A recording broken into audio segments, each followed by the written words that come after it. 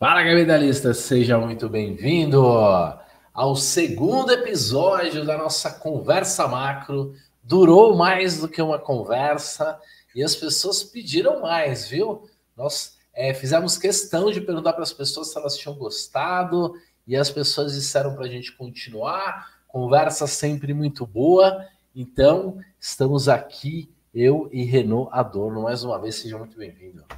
Muito obrigado, meu querido. E prazer enorme estar aqui com você de novo nessa conversa macro que vai ser. Vamos ver como é que vai se desenvolvendo aí, né? Mas é sempre bom. Prazer estar aqui com você.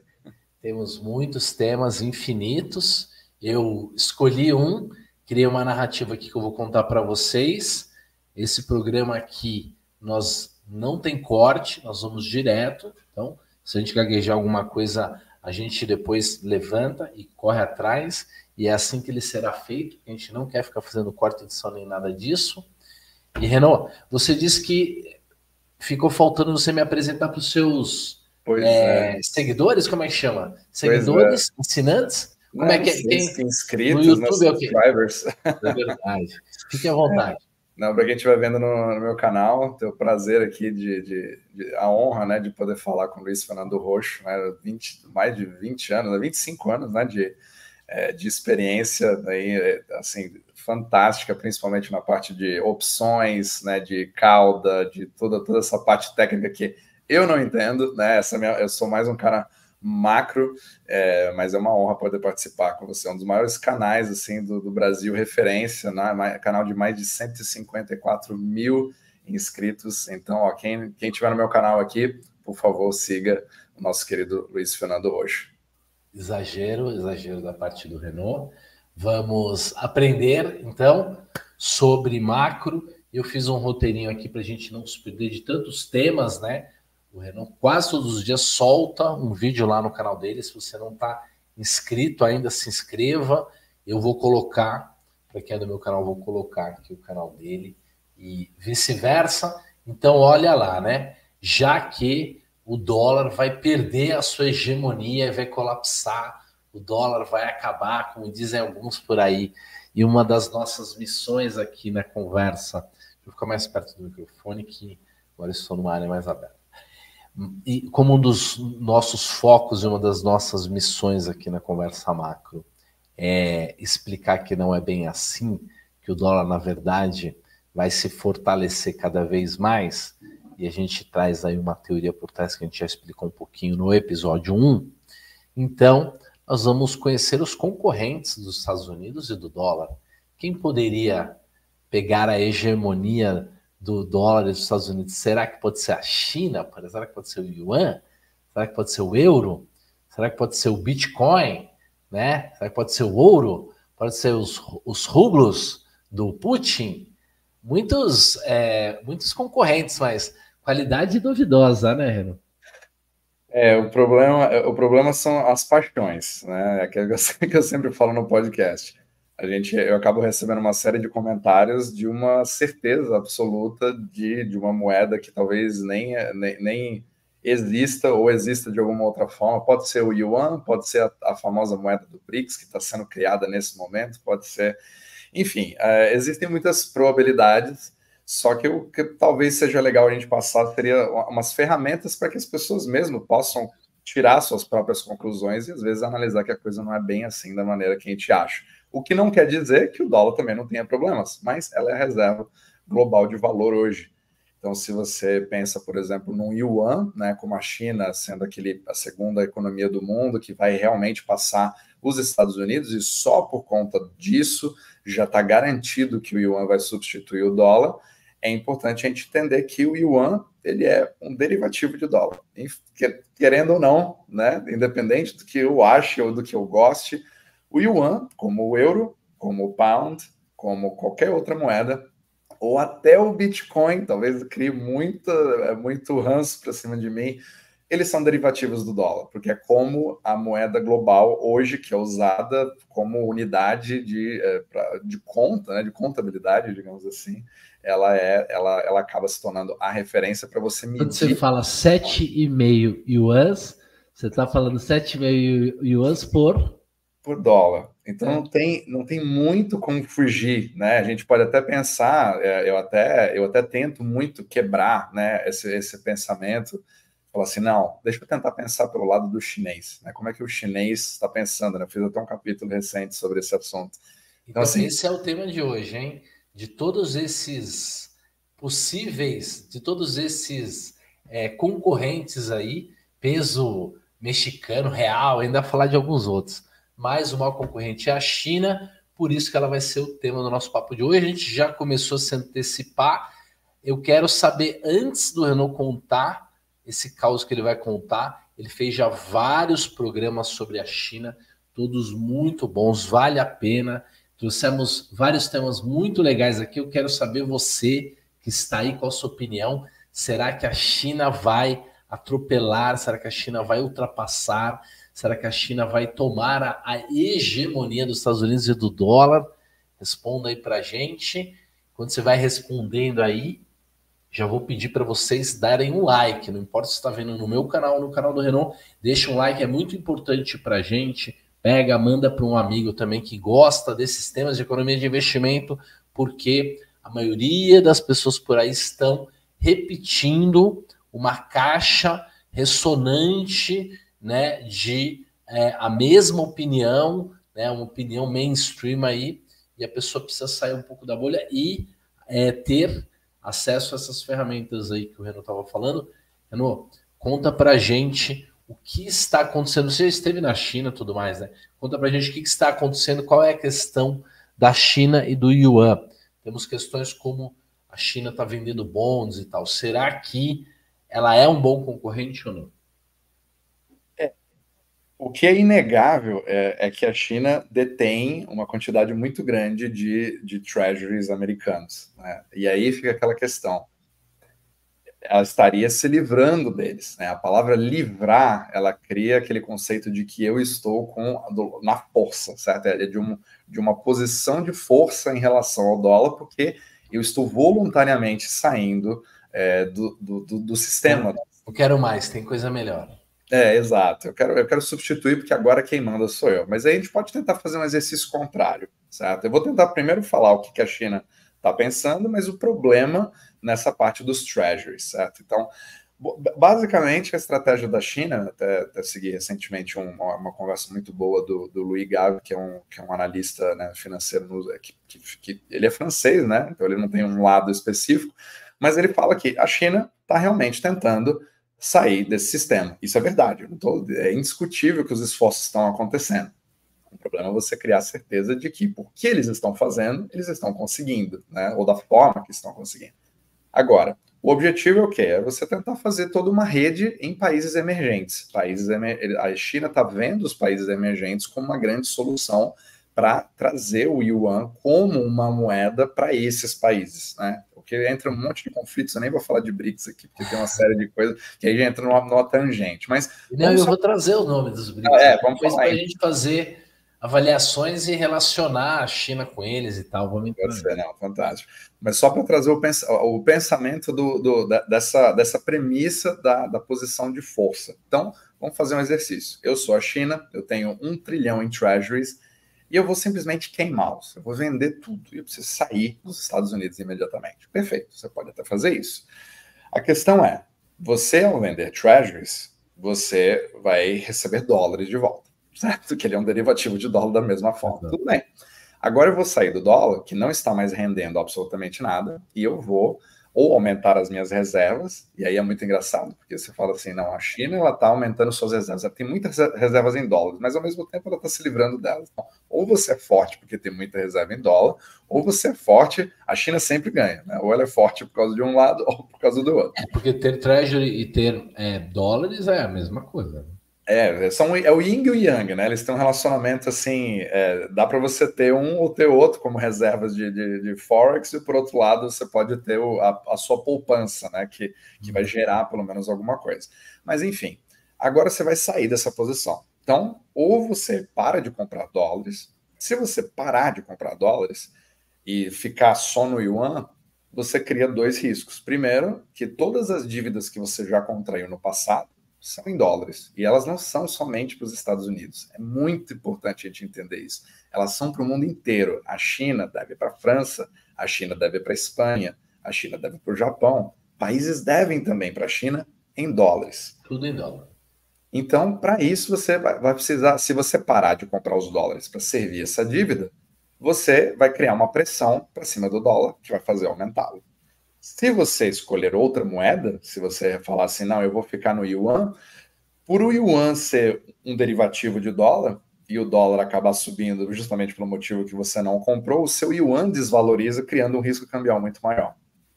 Ou você pode ir para a Europa, tentar buscar juros que não pagam, como os juros americanos nesse exato momento, criando mais um risco para suas próprias reservas. É isso que é importante entender. Não é que é uma guerra onde, quando um vence, o outro necessariamente perde. Mesmo que a China, da mesma forma, você pode ver o comércio da China. A China, ela não para de entrar dólares na China porque ela tem uma balança comercial muito forte. Eles entram trocando produtos por dólar.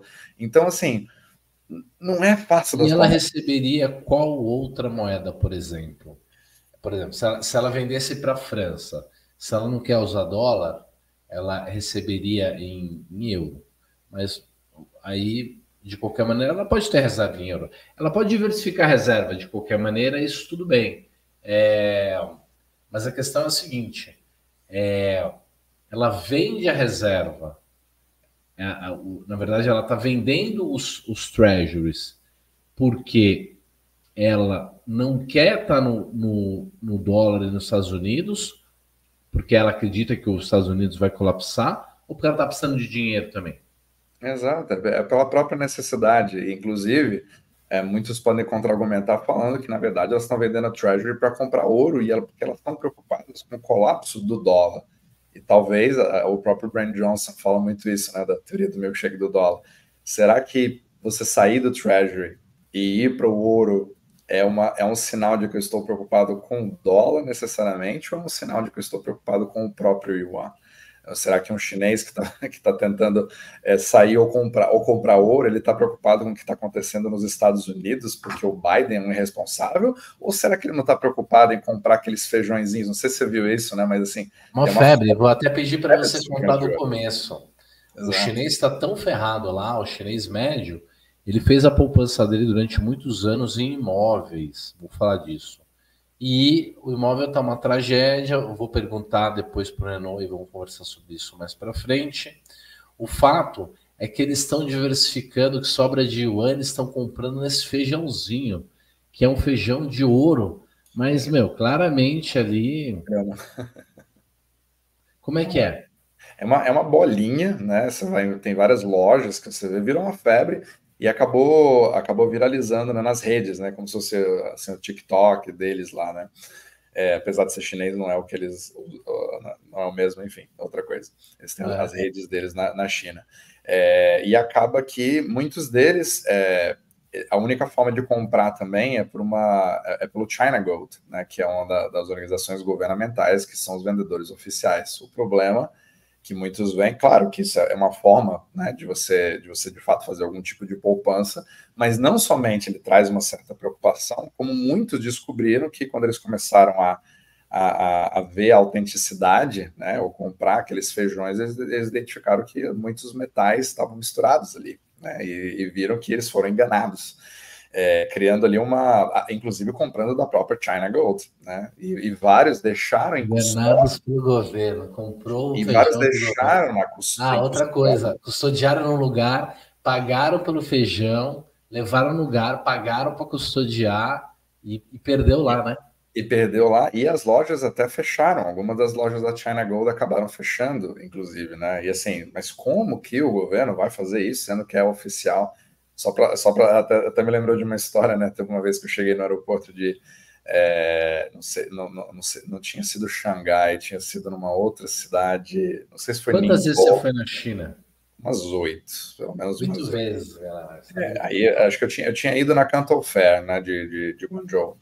E aí eu cheguei no caixa eletrônico, na esteira do aeroporto, para tentar pegar um pouco de cash, porque naquela época realmente o pagamento não tinha, né, praticamente cartão de crédito. Eu fazia tudo em cash e eu saquei 600 yuan do caixa eletrônico, né? E quando eu cheguei na feira com 3 notas de 200 yuan, a mulher olhou para mim com a cara muito feia, dizendo que a nota era falsa. Eu falei, como assim? Eu falei, agora eu estou na China com uma nota falsa, né? O que será que acontece? Pegou no ATM. Que eu peguei no ATM oficial do aeroporto. Então, assim, é uma das histórias que eu fiquei sem acreditar. Uma pessoa teve que me ajudar, porque eu falei, agora você vai dizer que as minhas outras 2 notas de 200 também são falsas. Ela olhou, passou o lápis. Falso. Então, assim, não dá para confiar em absolutamente tudo. Você perdeu dinheiro? O que você fez? Eu tive que rasgar as notas dentro do quarto do hotel, porque eu fiquei com elas no bolso o dia inteiro, super preocupado, né? Porque é um crime, tecnicamente, né? Não sei, eu estou num país estrangeiro, né? Eu não sei como é que vai fazer. Ninguém quis aceitar. Eu literalmente picotei e joguei pela privada, né? Porque eu não queria nem jogar no lixo. Então, assim, são várias situações que acabam acontecendo só na China. Agora, é um país sensacional. Eu não estou aqui para destruir a China. O povo chinês é sensacional. Tem várias coisas. É o superlativo de coisas boas e ruins. A minha questão é de tirar as paixões. Não significa que o dólar vai ser a reserva para sempre, ou que o yuan não tenha uma chance de tentar fazer alguma coisa. Só que o problema é que não dá a possibilidade onde o dólar perde a reserva de valor, os Estados Unidos entram em colapso com o dólar e o resto do mundo fica intacto, sem nenhum tipo de problema. Essa é uma alternativa que quase não dá para fazer isso, pelo entranhamento do próprio sistema. Então não dá para torcer, não é um jogo de times. A macroeconomia ela é envolvida com o seu próprio inimigo, né? Você continua vendendo para a Rússia, mesmo a Europa continua exportando para a Rússia, só muda o passo. O ideal, inclusive, né, seria que se você tivesse, né, governos menos controladores e tal, seria que você aumentasse o comércio, né? A globalização ela desinflaciona, né? Ela causa vários benefícios, né? Eu até vi, você fez alguns episódios sobre desglobalização, né? Isso seria bem melhor, ao invés, né, de ter conflitos e tudo, que Rússia e Ucrânia fizessem negócios. Quanto mais parcerias comerciais, mais trade faz, melhor é para o PIB, para o mundo, tudo funciona mais, né? Exato, né? E sem falar que, olha, aí cria mais uma confusão, né? Imagina, você está com a política dos bancos centrais, com aquela coisa que o Fed fez, né, desde 2022, de subir a taxa de juros, porque a economia estaria super aquecida, né? Ao mesmo tempo, você percebe uma população que não está tão feliz assim, com 3, 4 empregos e mesmo assim não consegue pagar todas as suas contas. Só que aí, o que acontece? Você vê a mesma coisa que está começando a acontecer no Japão, você vê também preço subindo no Brasil, você vê preço subindo na Europa, só que você chega automaticamente à conclusão de que é porque o Fed está imprimindo dólares. Só que você não para pensar que a mercadoria que chega na sua casa pelos correios, que é garantida, ela vem do outro lado do mundo, que é uma coisa simples de fazer, né? A globalização botou na mente das pessoas que a coisa mais simples do mundo é você comprar uma mercadoria da China e ela chega na sua casa no Brasil, né, tranquilamente, sem ter nenhum problema. E hoje, com a descooperação, ela é inflacionária, ela cria passos intermediários. Você percebe, exportadores da Alemanha continuam mandando produtos para a Rússia, não muda nada, mesmo que ela passe pelo Quirguistão, mas isso deixa mais caro, isso deixa tudo absolutamente mais caro, e não necessariamente por impressão de dinheiro. Então, essa parte não se fala muito. A descooperação, infelizmente, é inflacionária, mas pior, o Banco Central vai acabar tendo uma interpretação de que, opa, porque o preço disso subiu, significa que a demanda está muito alta, e se o desemprego estiver baixo, porque as pessoas, na verdade, estão com medo de mudar seus empregos e muito nem estão mais procurando, dependendo da situação, significa que a economia está muito mais aquecida do que imaginava. Então, vamos punir o consumidor, que já está sendo punido, mas ainda até ela baixar. Então, você acaba tendo o pior dos mundos. E assim, a inflação ela pode ser causada também, por exemplo, por uma recessão, por exemplo. O preço dos seguros estão subindo muito por causa de inadimplência, vários motivos, e aí você tem aumento do seguro, você tem aumento de toda a cadeia, né, dos aluguéis, dos carros.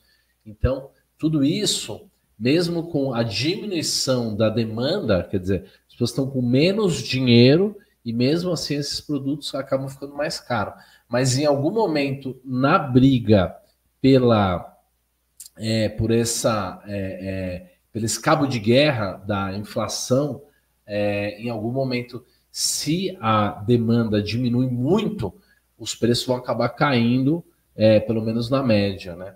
E isso a gente tem visto na China, né? A gente tem visto na China uma deflação, né? Uma inflação que parou. E o que causou isso? Isso é positivo? Ajuda ela nesse intento dela tomar a hegemonia dos Estados Unidos? Ou isso é ruim? A China, na verdade, esse processo deflacionário ele aconteceu principalmente no mercado imobiliário, né? Então, assim, a queda de ativos ela foi muito, muito brutal, seja no real estate, né, no mercado imobiliário, ou também na bolsa de valores, lá, que perdeu, sei lá, 40%, né, de um ano para o outro. E aí os chineses eles perderam muita confiança na sua própria reserva de valor, porque isso está muito entranhado na cultura chinesa de você passar para as gerações seguintes, né? Um pouco do que o brasileiro tem também, né? Como reserva de valor, tem um imóvel, né? Imóvel, pelo menos, chama do tio do terreno, né? Exato, é o tio do terreno. Tem um terreno, tem uma casa, etc. Então, eu vou passar isso para os meus filhos. E isso acabou quebrando totalmente a confiança do chinês. E acabou criando uma onda deflacionária. Só que ela também, obviamente, veio pela política focada exclusivamente em construção de infraestrutura, mesmo que você crie cidades fantasmas. Eu já conheci uma, eu fiquei absolutamente chocada. Você tem cidades até com resorts maravilhosos que não tem absolutamente ninguém. Então você acaba criando um excesso ali de... Eu não sei se o número... Ninguém, na verdade, consegue contar todos esses números, né? Mas eu já vi Isso aí, 4 milhões, 5 milhões, 10 milhões de apartamentos vazios, e o governo está tentando fazer alguma coisa para segurar o preço dos ativos e acaba tendo mais influência. Só que, ao mesmo tempo, se você segura artificialmente o yuan do jeito que você está fazendo hoje, que a China lá tem todo o interesse, né, de manter o yuan estável para que ele possa ser esse candidato a destronar o dólar, ela precisa ter controle. Para isso, ela precisa ter reserva de dólar, percebe? É muito complicado. Para ela ser forte, ela precisa ter dólar. Olha que incrível. Então, assim, demonstra força ou demonstra fraqueza ter dólar? Você consegue se livrar ou não consegue se livrar? Não dá para ter os dois. Então, é difícil. Você tem que tirar a paixão de lado e tentar realmente analisar os números. E isso acaba, se ela soltar o câmbio, né? Acho que até o Fernando Rich falou um capítulo sobre isso, se soltar o câmbio, mas eu acredito que pessoal, aí já é uma opinião, eu acredito que, pelo menos lá, o pensamento é que não se faça isso, por mais que tenha uma pressão vinda do iene, né, na parte do Japão, dando uma certa pressão para a China. Quem pensa na forma hegemônica não pode ter uma moeda que está se corroendo em relação ao próprio dólar, pelo menos é assim eles não aceitariam uma desvalorização. Porque isso foi feito, né, lá na década de 80, se eu não me engano, e funcionou muito bem, né? Eu me lembro que o próprio Brasil, né, já teve moeda desvalorizada com um argumento de que era bom para exportação e tal. Agora, uma coisa que nós estamos vendo então lá na China, tem essa questão imobiliária e tem essa questão da construção, e ficou toda essa infraestrutura sobrando, e, por exemplo, um alto-forno você não desliga ele de uma hora para outra. Para você desligar, basicamente, aquilo cola dentro do alto-forno, e você precisa de 6 meses, 1 ano para ligar de novo. Então, eles estão produzindo aço com prejuízo.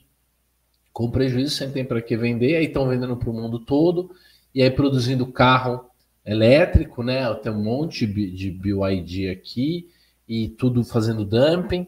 Então, isso mostra força ou isso mostra fraqueza, né? Então, novamente, você também tem visto isso aí? Eu acho que o BYD não chegou aí não, né, nos Estados Unidos. Não, aqui nem deve, né? Tem uma parte não somente cultural, apesar de que o americano alguns já gostariam de poder comprar, porque os carros aqui estão bastante caros, mas não deve chegar tão cedo, principalmente uma mudança presidencial. Mas assim, uma coisa até, só para não dar aquela impressão de que eu só estou falando mal da China, digamos assim, né? Que a gente só está... A parte dos carros elétricos que você mencionou, ela é muito interessante porque ela mostra, pelo menos, que o governo, né, principalmente, obviamente, o Xi Jinping, o Partido Comunista, ele está tentando fazer essa mudança, né, forte em relação a parar de ser uma economia baseada em construção de infraestrutura, que foi overbuilt, né, hiperconstruída excessivamente, e voltar àquela parte da exportação. Né? Então, assim, carros, principalmente pela demanda de toda essa agenda. E manufatura, né, que sempre foram muito, né, da indústria, e aí desde o aço até o próprio carro, robô, estão tentando fazer uma série de coisas. Isso, exato. E ganhar essa corrida, né, de semicondutores. Painel, né? Painel solar. Né? E eles avançaram muito, essa que é a questão. Eles realmente, tem carros que você vê da BYD que são fantásticos, né? E até estão chamando a atenção da Mercedes, da BMW, da Audi, para até fazer parcerias, etc. Concorrendo mesmo. Aqui tá vendendo muito aqui no Brasil. Exato. Tem uma galera que diz que é chabu, né? Que tá dando problema e tal. Mas é competitivo, sem dúvida nenhuma, e mostra essa mudança e é bem competitivo. Exato. Então, assim, eles estão focados em voltar a fazer esse crescimento baseado na balança comercial que eles têm. Está a favor da China em relação a isso. E é uma vantagem competitiva também quando você pensa numa descooperação da mundial, onde você pensa mais numa coisa mais nacionalista, mais mercantilista, digamos assim. Isso traz a favor da China. Porém, o mercantilismo, turma, é quando o cara quer ter a balança comercial positiva, né? Ele quer ser um exportador líquido, né? Exato. Então é um jogo de soma zero, porque você não consegue fazer todo mundo ser mercantilista, então vira uma guerra comercial. Você tenta inibir o máximo de importação para fazer que você tenha uma balança comercial positiva. Só que aí tem dois poréns. Primeiro, você só consegue ter uma balança comercial se você tem uma outra pessoa comprando do outro lado. Então você precisa que o país para o qual você esteja vendendo tenha capacidade de comprar. E aí fica a questão. Se eu parar de acessar o maior mercado do mundo para a maioria dos meus produtos, mesmo que não compre os carros elétricos da China, ele continua sendo dos Estados Unidos. Começa por aí. Você não consegue tirar isso. E segundo, mesmo que você venda para os outros países, e essa balança comercial ela é em dólares, ela não é em yuan, ela não é em euros. E os Estados Unidos está mudando também, né? Ou está diversificando um pouco essa sua fonte de produtos manufaturados, de equipamentos, de muita coisa da China que os Estados Unidos terceirizou, né? Durante décadas, e agora, de uma maneira estratégica, está havendo uma reindustrialização, inclusive o próprio México. Dentro dos Estados Unidos, talvez isso explique um pouco alguns trimestres em que o PIB foi mais positivo, né? Teve essa coisa da reindustrialização, né? Teve. Os Estados Unidos, inclusive, eu até vou falar isso no meu próximo podcast, inclusive, os Estados Unidos acabou criando todo um programa, né, de chips e semicondutores e tudo que é voltado para o interesse nacional. Né? Acho que um dos pilares da desglobalização é o interesse nacional e infraestrutura. O quão independente eu vou conseguir ser de outros países numa descooperação total, ou numa guerra, ou em algum tipo de conflito. Né, o que torna aqueles empregos chatos, entre aspas, né, encanador, construtor, eletricista, tudo que envolve infraestrutura, acabam sendo os mais valorizados. E aí, por incrível que pareça, né, os Estados Unidos acabam tendo uma similaridade muito grande, uma semelhança muito grande com a própria China em relação a subsídios e investimentos, porque eles estão querendo fazer isso acontecer no Brasil. Não, no Brasil não, desculpa, em território nacional, né, nos próprios Estados Unidos. Quer dizer, políticas semelhantes, né? O engraçado, né? Porque o Biden, ele é bem de esquerda mesmo, né? E o próprio Trump, né?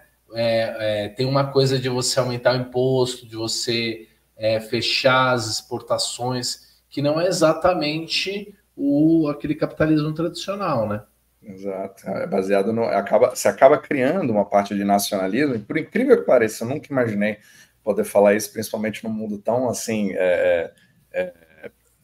tendo dois lados, né, tão dividido como está hoje, polarizado, mas hoje você percebe que até a própria política, né, eu não sei se você viu na última vez que o Biden fez um anúncio, deve ter até foto aí se você conseguir pegar, ele fez um anúncio de um programa de investimento em chips, e aí tá assim, aquele não sei se é um caminhão atrás ou um guindaste, escrito assim, Invest in America, né?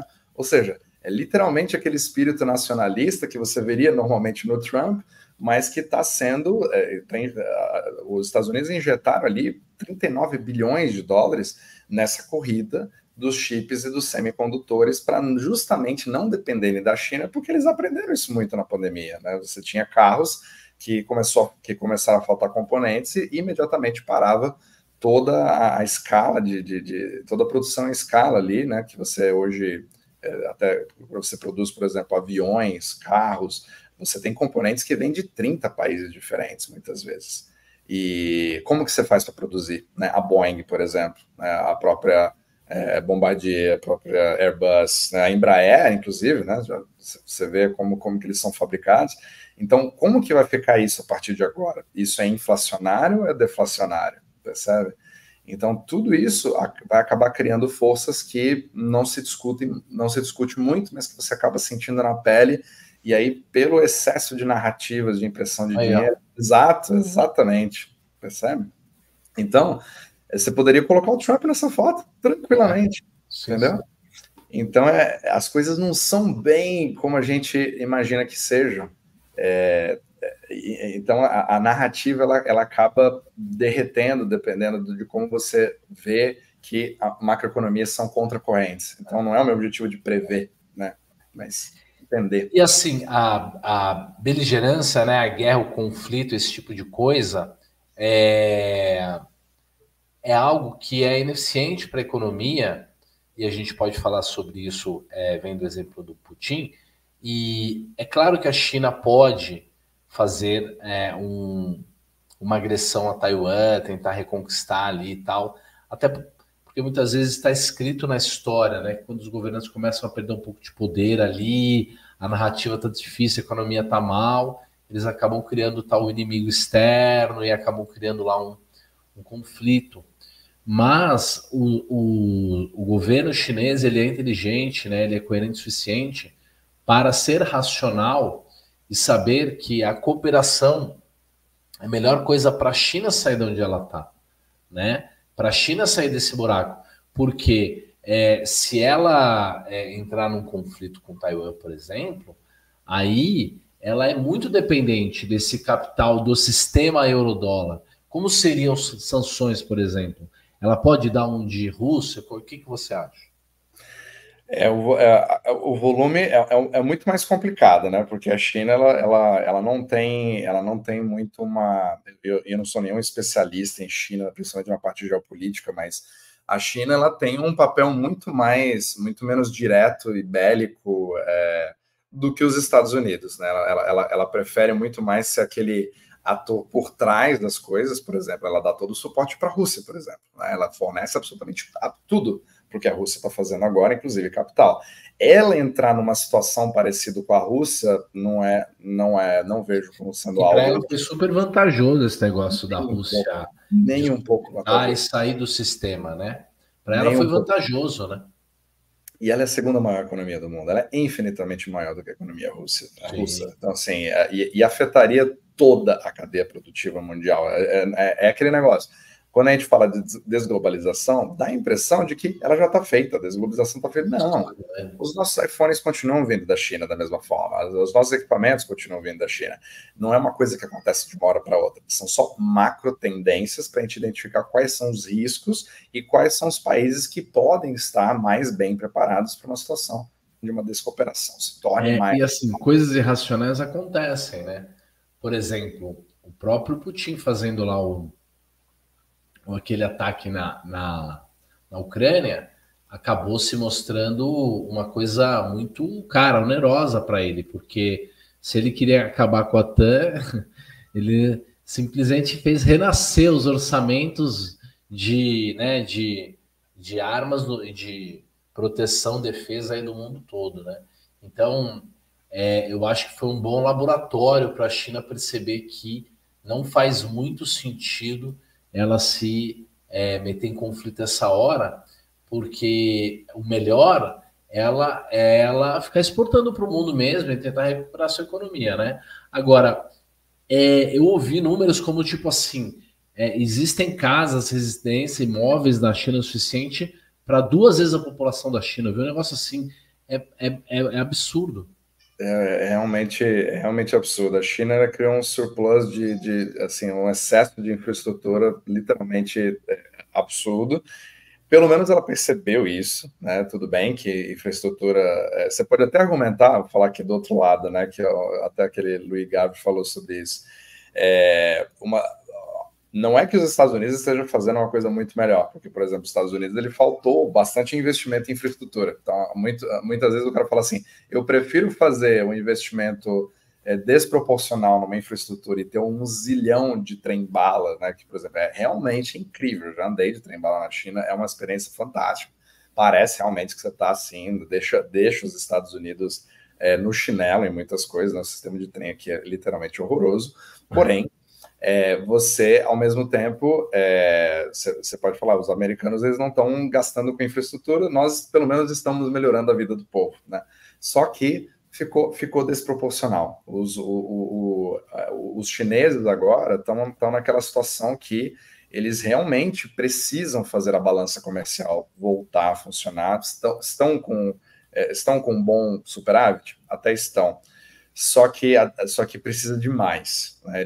Não é o suficiente para você poder, pelo menos, absorver não sei se você viu, não foi tão recente, 11 milhões de jovens que saíram da universidade prontos para trabalhar e não conseguem achar empregos. Diz que tem uma estatística até que eles estão escondendo já, porque quase mais 20% dos jovens estão saindo da faculdade overqualificado ali, não são técnicos, porque são universitários e não acham emprego. A coisa da política do filho único fez com que houvesse muito mais homens, né, nessa idade, numa idade aí até uns 15 anos atrás, alguma coisa assim. Então, o homem é muito desvalorizado, não tem emprego, não tem o que fazer, e eles apagaram essa estatística, né? E outra coisa que está acontecendo é que a pirâmide tá ficando muito idoso, né? Tem uma população muito idosa, muito grande, e uma outra coisa é o crescimento da população. A população está decrescendo, né? Exato. Ou pelo menos está caindo, né? O nascimento está com problema de populacional muito grande, né? Não, isso é verdade. A China, se a gente já viu esse tipo de problema na Europa, né, que é muito conhecida por ter esse tipo de inversão da pirâmide demográfica, a da China, ela é numa escala nunca vista na história da humanidade. E principalmente para um país que não é tão aberto assim à imigração, como você vê hoje nos Estados Unidos. Então, assim, apesar dos Estados Unidos também passar por um problema parecido, mas ela é muito reduzida pela imigração, seja legal ou ilegal, né? Já é outra discussão que a gente tem. E o ilegal, a galera tá deixando entrar aí, porque o ilegal, inclusive, ajuda na inflação. Enfim, aí tem porque toda senão a inflação já tá mais alta, né? Tem toda Eu não sei se o custo, né, o benefício de longo prazo... Existe toda uma migração do próprio sistema, inclusive. Funciona, né? Roma foi assim, sabia? O pessoal fala, teve a invasão dos bárbaros. Não, o romano não tinha mais filho, tava muito caro ter filha, esse cara frescalhado e tal. E aí o bárbaro vinha para trabalhar. Realmente muito complicado. Os cucaracha, né? Somos nós. É bastante complicado. Mas assim, o que é importante, pelo menos, deixar claro é que tudo que você vai vendo com o movimento não significa que a China simplesmente vai aceitar o destino dela de acontecer alguma coisa ruim para ela. Eles não estão parados. Não, nem os Estados Unidos estão parados. E algumas coisas centralizadas acabam funcionando melhor. Se você tomar a decisão certa. Algumas. A mudança, exatamente. A mudança, por exemplo, dessa vertente de real estate para poder ir para a produção de carros elétricos, baterias, painéis solares e se tornar literalmente o líder, né? Hoje é o maior produtor de carros elétricos, é indiscutível. E pesquisa, assim, são centenas de marcas de carros elétricos. Exato. Só de luxo tem uns 50 ou 60 que nem vieram para o Brasil, assim, é muito absurdo. Então, isso realmente mostra que a centralização do foco do momento que a China está fazendo, justamente pela sua forma de conduzir, acaba sendo muito, muito eficaz nesse aspecto. Agora, é muito engraçado a gente ver os Estados Unidos tentando emular um pouquinho disso e falar, não, agora vamos investir nos Estados Unidos, a gente precisa ganhar essa corrida de semicondutores.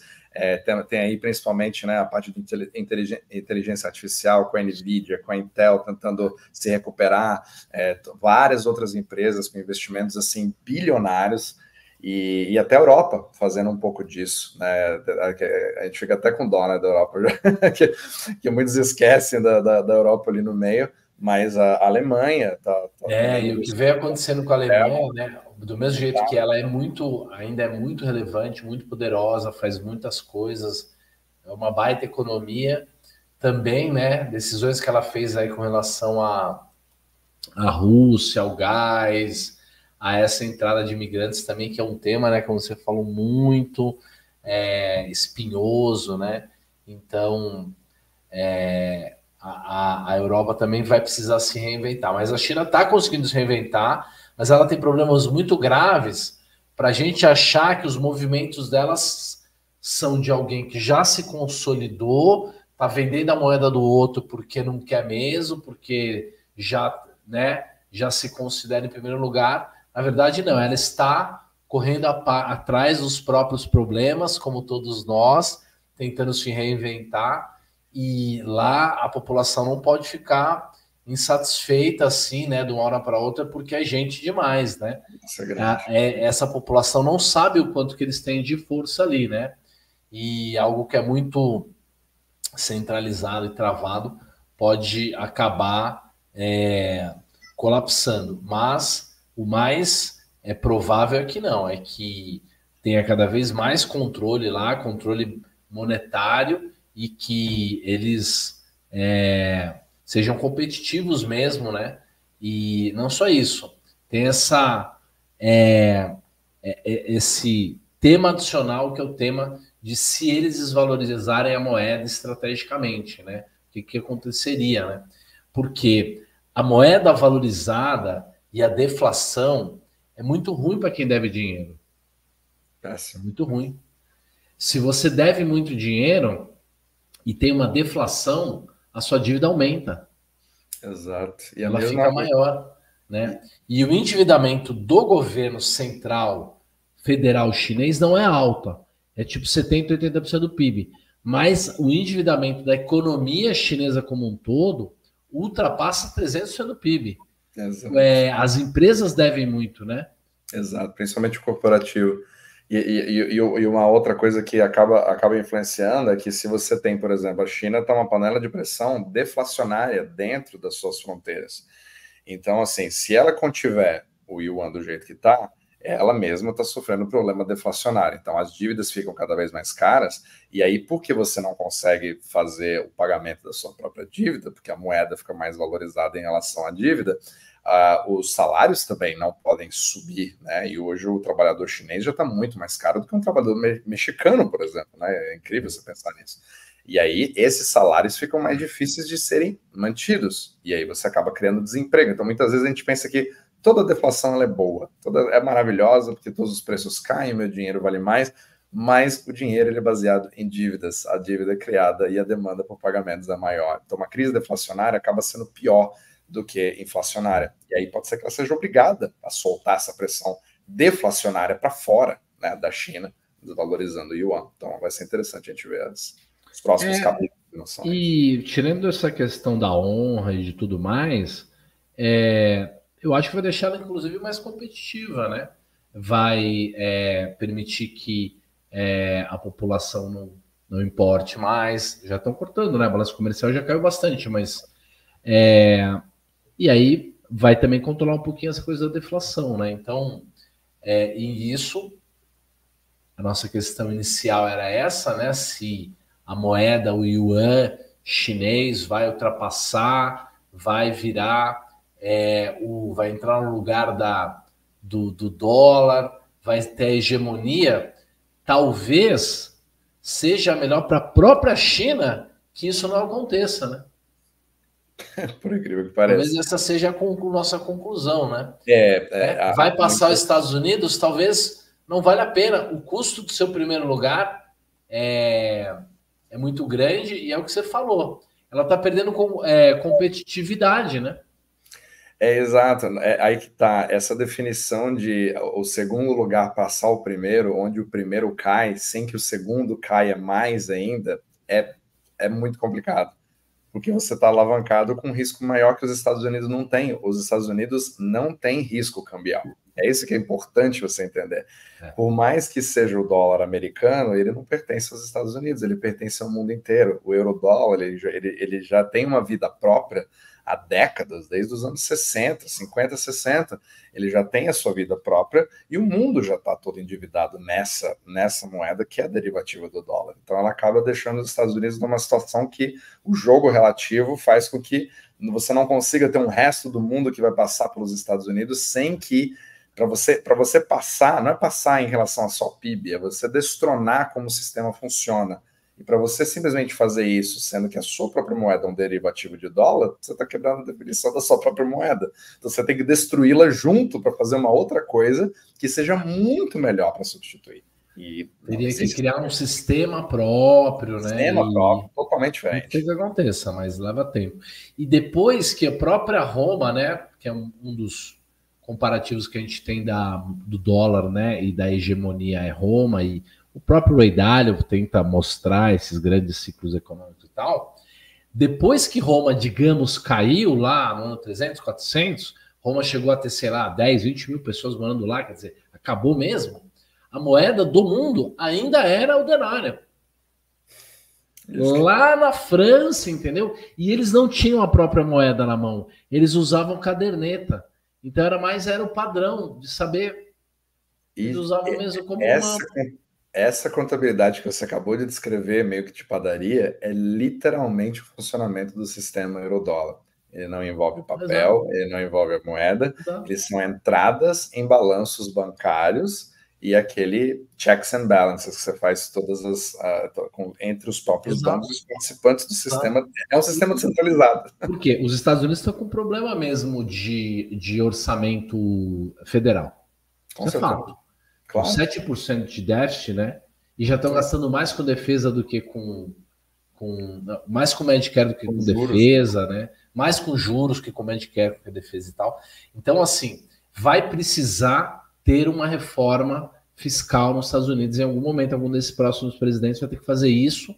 E isso vai ser doído. Inclusive, vai baixar o padrão de vida do americano pobre, vai tirar uma série de benefícios que foram colocados aí que fazem parte do problema como um todo, mas isso não significa que o dólar vai perder sua hegemonia.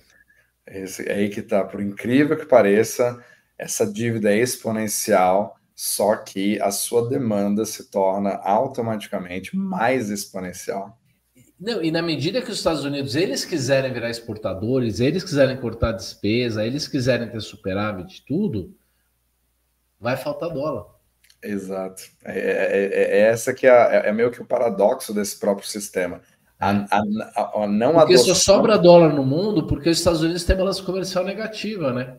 Exato. Ele é a contraparte de quem quer fazer o mercantilismo hoje. Exatamente. Quando ele quiser ser o mercantilista, a coisa vai complicar. A dor vai ser no mundo todo. Imagina os Estados Unidos tendo que sair de um déficit de, sei lá, de 7, 8% e ir para um déficit de 1, 2%. Vai ter que cortar na máquina federal mesmo, né? Exato. Mandar burocrata embora. E sem falar da própria... Se você para a emissão de títulos americanos, você tem menos colateral no sistema euro-dólar, né? Então você tem menos propensão a bancos poderem usar, eles vão ter que rehipotecar o mesmo colateral para poder obter crédito no mercado, que são justamente os títulos americanos. E se eles hoje já estão escassos com essa dívida exponencial dos Estados Unidos, eles ficariam muito mais escassos com a austeridade fiscal americana. O juro lá, né, iria cair e os bons iriam valorizar, né? Exato. E a gente às vezes até esquece que na parte comercial, o déficit da balança comercial americana é o pilar de crescimento da estratégia da China em relação a ter uma boa balança comercial, para levar esses dólares para dentro da China. Então, se os Estados Unidos começam a jogar um jogo de mercantilista nesse aspecto, porque eu consigo começar a produzir Made in America, por exemplo, isso traz um sério problema, porque não existe um país hoje, nas condições de hoje, claro que tudo pode mudar no futuro, que substitua o que os Estados Unidos consomem ao preço pelo qual eles consomem. Essa que é a questão. Exato. Nenhum país vai Não, e o quanto eles o valor de mercado de todos os ativos e da liquidez global e de tudo é tão significativo, né? E tanto também a inovação, né, na Califórnia e tal, então poderia falar bastante. Eu queria trazer o tema do Japão, que desvalorizou sua moeda, não porque quis, mas meio porque também não quis subir os juros para não ter outro problema, e está ficando competitivo, né? Mas antes disso, eu queria, de repente, concluir o nosso programa dizendo que, na verdade, esse que é o jogo, né? Essas, você chama de contracorrentes, né? Eles vão ficar mexendo mesmo, né? Vai, então assim, não é questão de tentar prever quem vai ganhar e já ter o pior é ter a certeza de que isso já aconteceu, que os Estados Unidos já eram, né? Porque você pode até ter razão em alguma das situações no longo prazo. A pergunta é, se você apostar que o dólar vai para o saco e por conta disso você já tem uma posição num determinado investimento esperando aquilo acontecer, você pode ser liquidado no caminho, pode ser que isso não aconteça enquanto você estiver em vida. Então você vai ter que ser realista, certo? Em relação ao timing. E o portfólio ideal, ele é um portfólio diversificado, barbell e convexo. Esse é o portfólio ideal. E hoje, precisa nele ter treasury, entendeu? E ele precisa ter ativos em dólar. Por quê? Porque você precisa estar com a diversificação adequada. Porque você corre o risco, se estiver muito concentrado em outras coisas que não sejam isso, de que elas colapsem antes do dólar. Então, o portfólio, que é o que importa, né? É o nosso tema aqui no final das contas, as ferramentas de enxergar a economia para ajustar o portfólio, é que você não deve cair em modas de falar, eu vou comprar um fundo só da China ou só Bitcoin. Nós traremos os outros concorrentes nos próximos programas. Entre outros temas, queremos que vocês tragam temas aqui, digam o que vocês querem falar. Queremos a sua opinião também sobre a China, sobre o yuan, sobre quem vai tomar o lugar do dólar, do dólar dos Estados Unidos, ou se alguém vai conseguir. E antes de terminar, eu vou pedir para o Renan dar esse bônus aí, que é o que está acontecendo com o Japão. O Japão está exportando agora, né? O Japão ele está numa situação assim meio inédita, né? Você percebe as pessoas falando nas ruas assim como que está mudando a relação do japonês em relação aos preços. Então assim, o yuan mais fraco está mudando o comportamento do turismo, muito mais turistas. O ien, né? O ien. O iene, desculpa, o iene.